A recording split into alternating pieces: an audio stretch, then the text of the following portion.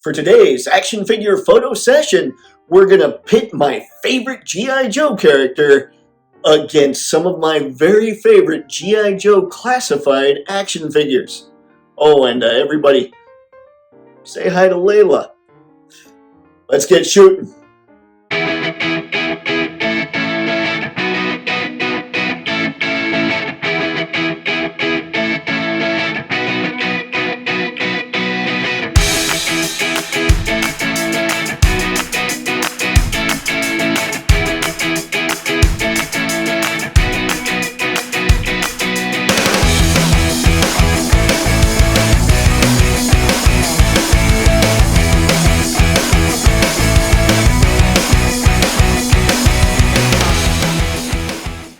Whether this is your first or 100th time on Toypixx, this channel is all about helping you and helping me get a whole lot better at our action figure photography. So I'll talk about action figures, I'll talk about my thoughts on them, I'll talk about kind of what's going on in the industry, current trends, all that good stuff. I'll also talk about photography, I'll talk about photo equipment, fire off some tips, tricks, tutorials, and get some Photoshop editing tricks in there as well for you. And sometimes we'll even do some photo sessions, which is what today's video is all about. So if any of that sounds cool to you, go ahead and click that subscribe button. Oh, and maybe get yourself a hot beverage. This one might require some. Now, let's get to that shot. Now, before I get too nuts on setting up the shot, I'd like to show everybody what it is that I'll be using for the shot. We're not going to get too complicated today. I'll be using these Neewer lights. The stand I'll probably end up taking off of one of them, leave it on the other one. So nothing too crazy. I probably won't use any of the gels, though I have options of red, cyan, and yellow. But I might decide maybe this could be a nice nighttime scene where I throw some cyan in there. But hey, this is a good time to go to the next thing. These are Ashen Lake Shop figure stands. Now what these figure stands are good for in this picture, usually you think of figure stands as being great for jumping and flying and all that. But in this picture, Flint's going to be punching one of the Cobra goons and he's going to be falling backwards. And that's what I'll use the stand for there. There's also putty. You gotta love the putty, folks. The putty's used to make sure the figures aren't gonna fall all over the place. So I usually stick some under their feet, and that way they don't fall while I'm setting everything up. Now we've got this 5-way collapsible reflector. I really like the silver side. It throws a lot of light on the image. I might switch it out to use the white side, but I'll probably stick with this. And then, of course, we've got the iPad because it has a light program on it called Screen Light. So I'll probably end up using that a little bit because I want a backlight, I want a key light, and I want a fill light. Although sometimes I can use the reflector as a fill light as well. And of course, we've got the stars of the photo, your hero, Flint, and your zeros, a few Cobra soldiers. And last but not least, we have this Dio by High School Creations that I love using in a whole lot of these shots. So, there you go. That's all the stuff that I'll be using for this photo. Now, on to the setup. Okay, first things first, we're going to set up Flint. Yeah. Now, you see this shotgun he's got here. That's from Gridiron Studios. I highly recommend it. It's awesome. Something I will say about Gridiron Studios stuff, do not let the kids around it. I had a set that I picked up a while back, and my niece was in town, and she accidentally broke the set while she was playing with one of my other figures. So, obviously, it's a little more brittle, and it's not quite made up to the Hasbro plastic standards, but for us collectors, they're obviously perfect. Especially when you dig Flint, and you know the man needs a real-looking shotgun. But anyway, enough of that commercial. Let's pop this bad boy off. I love this figure, but I would love it so much more with short sleeves and a backpack instead of this whole shotgun assembly thing that holds the shotgun back there. I think it's a very cool idea. And maybe if they were able to add a backpack in addition to this, I'd be fine with it. It's just I always picture Flint with a backpack for whatever reason. So short sleeves, backpack, this would be probably my very favorite figure in Classified. As it stands, he's not quite there, but he's still very cool. So what we're going to do here with Flint is I'm going to set him up so that he is punching the baddie. So he's punching one of the Cobras. And you'll find, if you look back in the videos a little bit, there's a video I did on punching, basically, on some poses. And one of the poses was punching. Now, so you get this going. Crack. You want to get it really going across the body. Get his head a little more back here. So you have a little bit of an exaggeration. I don't like to exaggerate the GI Joe figures as much as I like to exaggerate the comic book figures, simply because I think of the GI Joe figures as being slightly more realistic. Like, more realistic characters, I guess. I know GI Joe's not necessarily the most realistic stuff out there. But we've got Flint. Probably, I'd say that's a pretty good punching pose. But this Flint also has kind of a weak ankle. Let's see. Alright, he's standing okay. I'm good with that. I'll probably raise his arm a little more to really sell that punch. This is the stuff that kind of separates. I'm not saying that I'm the man when it comes to the photography, but a lot of times you'll look online and you see somebody try and take a picture of this stuff, and it's just not as cool as it could be, and it's because they don't look for the little details, like raising the arm a little bit, kicking the feet back a bit, all that good stuff. It's not because I'm great at this stuff, it's because I've been doing it for quite a while.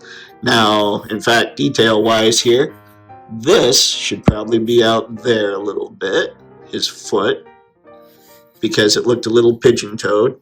Now we have what I think is a pretty good Flint pose. Whew! Alright, let's get to the Cobra he's beating the crap out of. One thing I wanted to show you real quick, just before setting up that Cobra that Flint's going to be beating the crap out of here, is that I did put a little bit of putty behind Flint's foot there. You can see, I'm having fun trying to maneuver this little tiny phone tripod.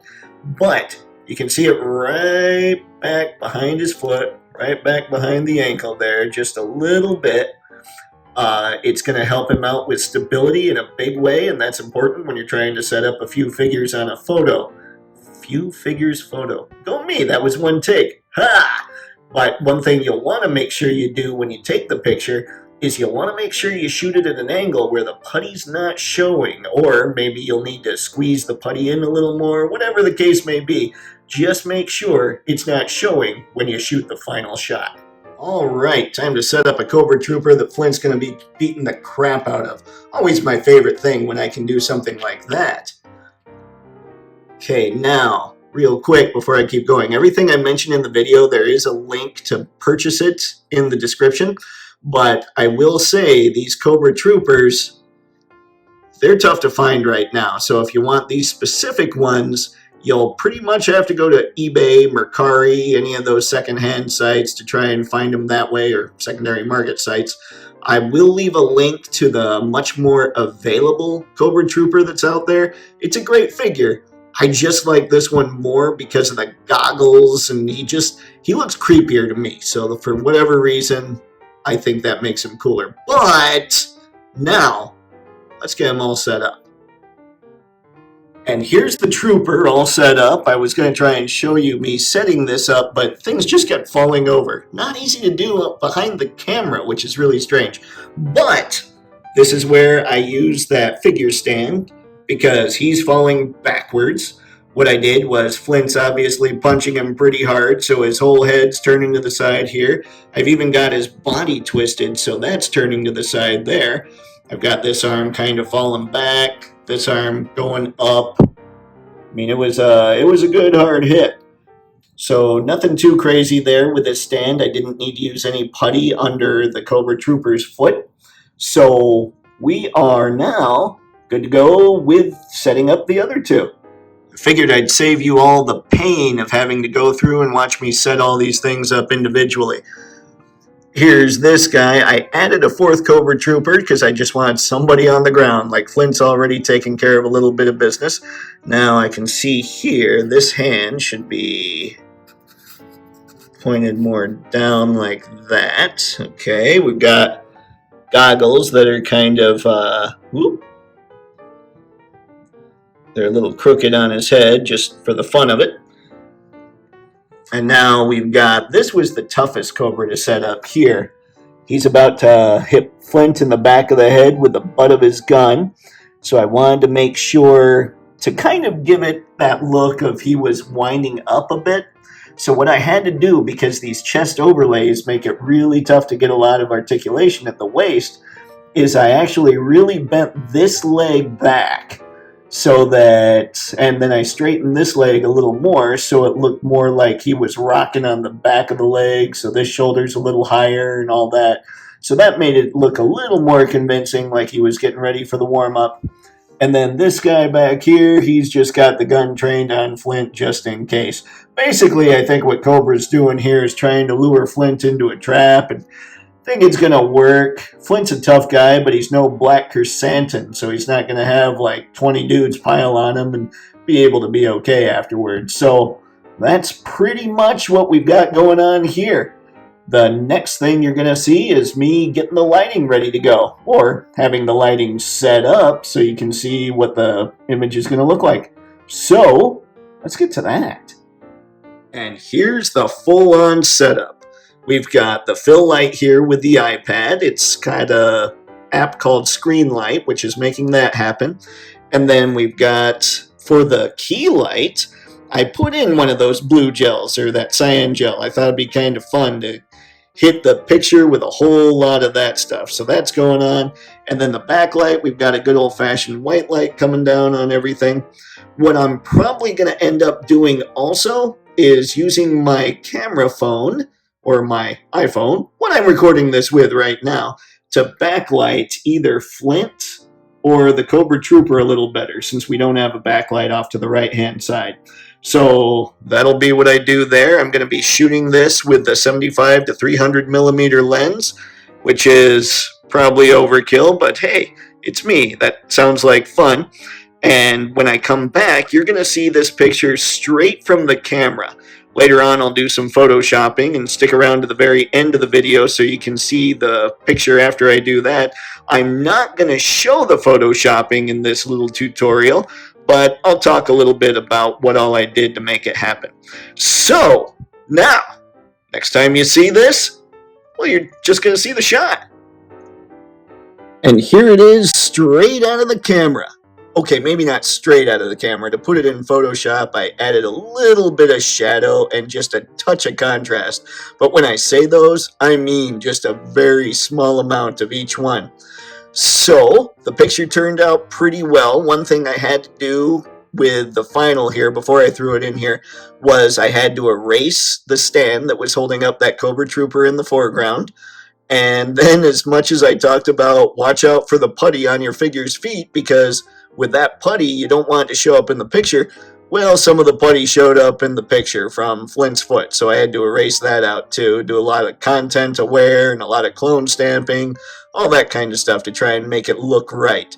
But other than all that stuff, that's pretty much the picture right out of the camera.